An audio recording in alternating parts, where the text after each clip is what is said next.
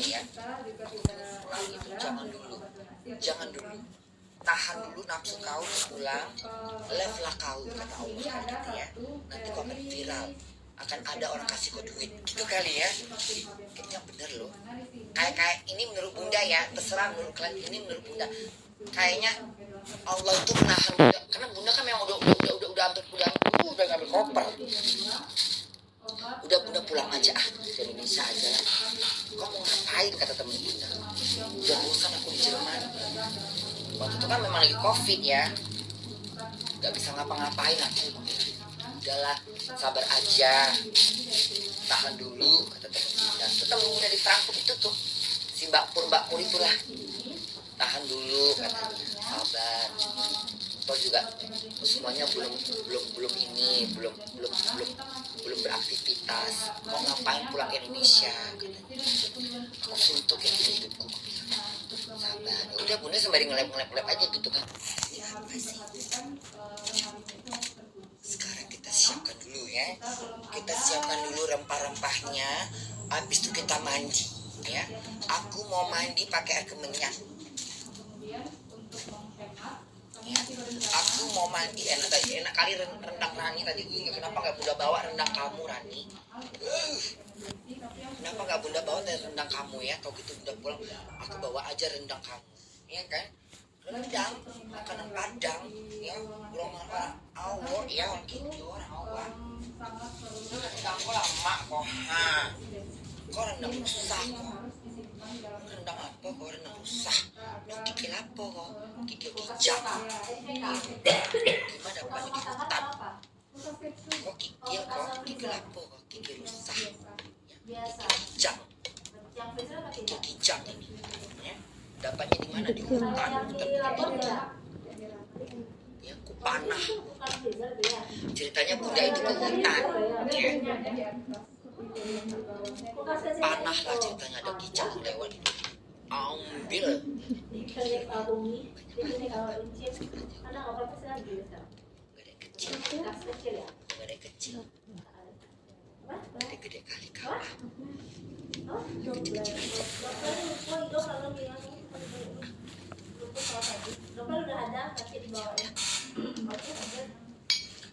Kemudian untuk obat emergensi sendiri, mana bundang, kalau sudah selesai semuanya nanti akan disosialisasikan yang dulu. Jadi untuk pemeri agensi yang ada di UGD sekarang itu masih belum bisa digunakan emergensi, tapi sama dengan dokter persediaan lengkap di ruangan. Jika nanti sudah selesai,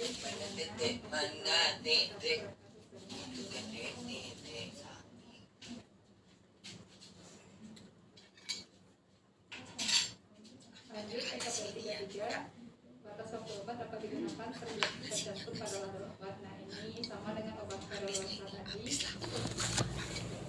namun ini lebih ke penggunaan obat pasien dirawat inap. Jadi pasien rawat inap yang menerima infus dan lain sebagainya itu seharusnya buka pula tadi ya. Oh udah, kalau terbuka makanan udah nggak sehat ya? Emang kalau makanan udah terbuka gitu nggak sehat? Enggak. Emang kalau makanan udah terbuka gitu nggak sehat ya? Iya ya, kok bodoh aku ya. Aku ya. Habis aku kasihan sih. Aku kasihan gitu nengok risol itu terbuang gitu aja, makanya gue udah ambil gitu loh. Emang kalau makanan udah terbuka gitu nggak sehat ya? Ada racunnya ya? Coy. Ntar mati pula. Untung kau telepon mak kau Rani. Untung kau telepon mak kau.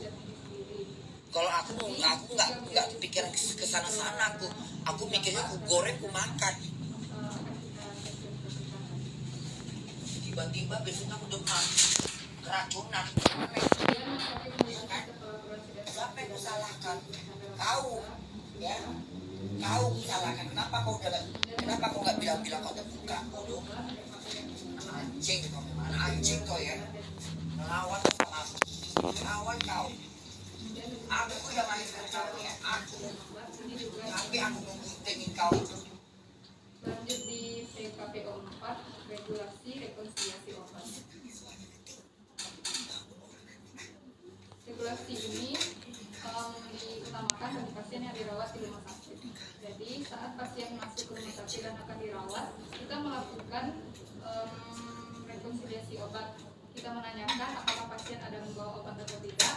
Obat yang dibawa pasien itu akan disesuaikan dengan terapi yang diberikan oleh dokter kita di rumah sakit. Makanya bunda pakai Dan daging untuk entok. penyimpanan jika ada pasien Di Indonesia tuh enak daging entok ya.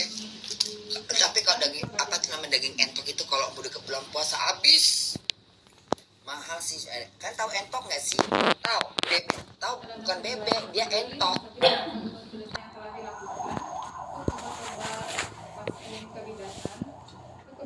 Kadang-kadang ada kawan-kawan pelayanan yang tidak mengisi obat yang telah dibuat di salinan resep. Kan untuk SC, PSP, vakum kita sudah bantu kawan-kawan agar tidak menuliskan obatnya satu persatu. Jadi kita telah buatkan menulis obat dan BMHP. Dan jadi teman-teman nanti tinggal mengisi berapa jumlah obat dan BMHP yang terpakai. Nah itu mohon untuk kelengkapan dokumen ini, kawan-kawan yang menindak pasien itu mengisi form salinan resep tersebut. Kemudian rasa obat pulang diserahkan kepada pasien dan verifikasi penggunaannya ini juga sudah dilakukan di rawat inap. KPO 5 mengenai regulasi dispensing sediaan farmasi.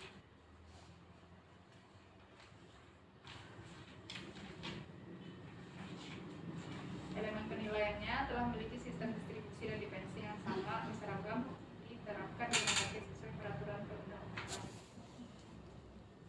Dispensing ini maksudnya setelah kita menerima resep, itu kita akan menyiapkan obatnya, menyiapkan etiket dan melakukan pemberian obat kepada pasien. Yang dimaksud dengan dispensing. Dan selama ini karena TTK kita belum ada Bu, jadi regulasi dispensing ini masih dilakukan oleh kawan-kawan perawat dan kawan-kawan bidan dan kadang-kadang oleh kawan-kawan di bagian dan perawat dan bidan. Kami memohon sekali jika ada kawan-kawan yang tidak mengalami TTK, Banyak danau, banyak bukit, lembah-lembah hitam.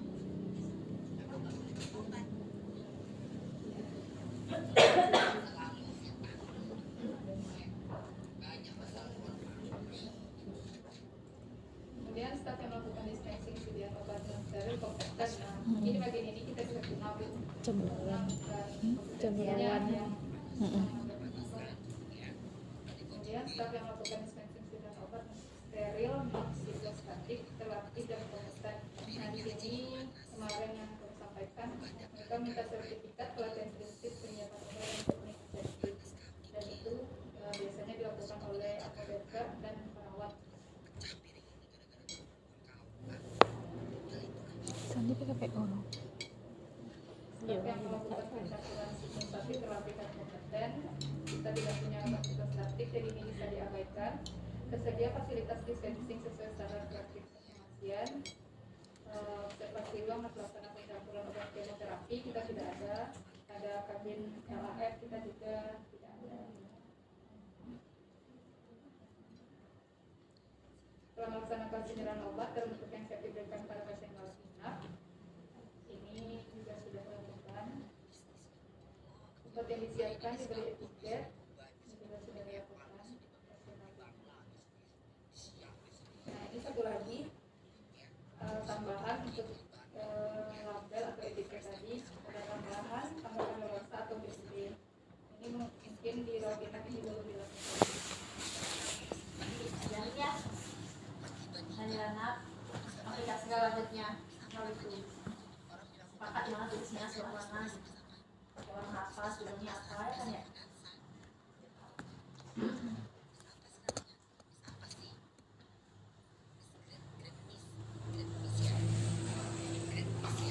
Selanjutnya berikutnya telah melaksanakan kajian resep yang dilakukan oleh staf dispensing dan berwenang serta didukung dengan informasi dari pasien yang memadai.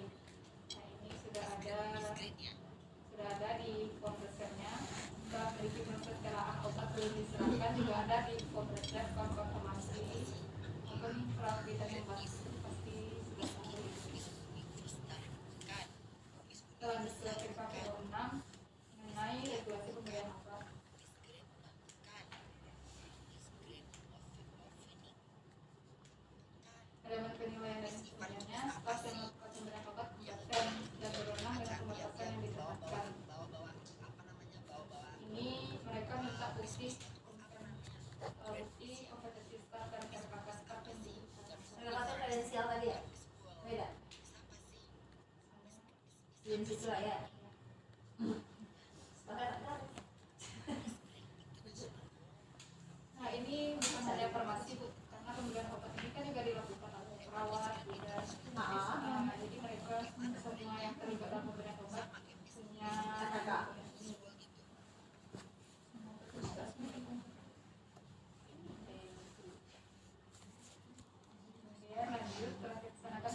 obat sebelum pemberian kepada pasien. Ini juga ada dokumennya di bagian di formulir resep di bagian bawah. Ini sudah dilakukan. Kemudian telah melaksanakan double checking untuk obat alert. Ini juga sudah dilakukan.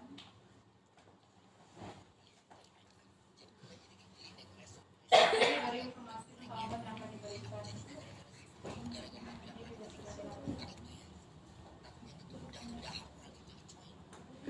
Kalau just KPO 61, regulasi penggunaan obat yang dibawa pasien dari luar rumah sakit dan penggunaan obat untuk pasien secara mandiri. Nah, ini berarti khususnya untuk kita yang berada di rawat inap.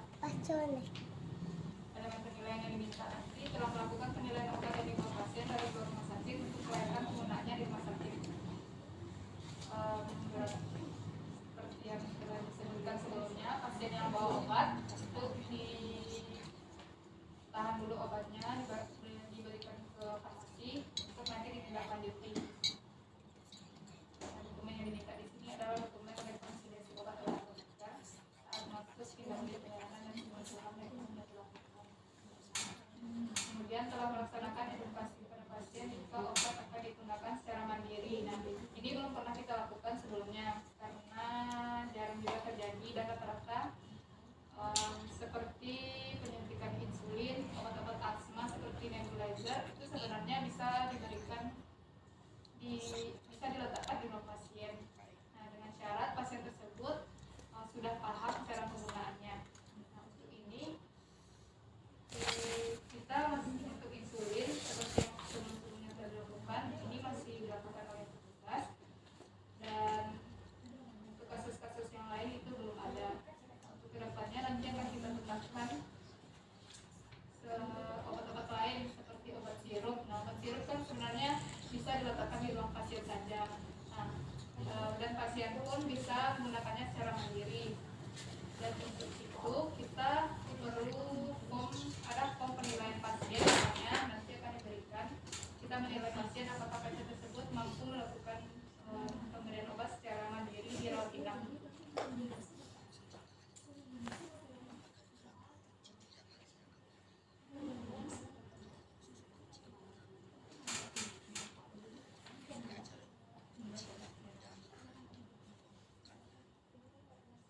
Kita lanjut ke KPU 7, telah melaksanakan pemantauan terapi obat secara kolaboratif.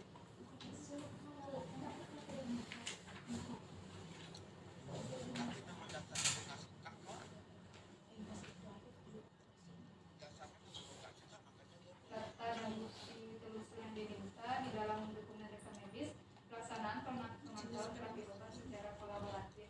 Ini sudah ada dilakukan di CPPT, di mana CPPT tersebut diisi oleh dokter, perawat bidan, apoteker, dan kemudian telah melaksanakan pemantauan kolaboratif dengan obat serta melakukan keamanan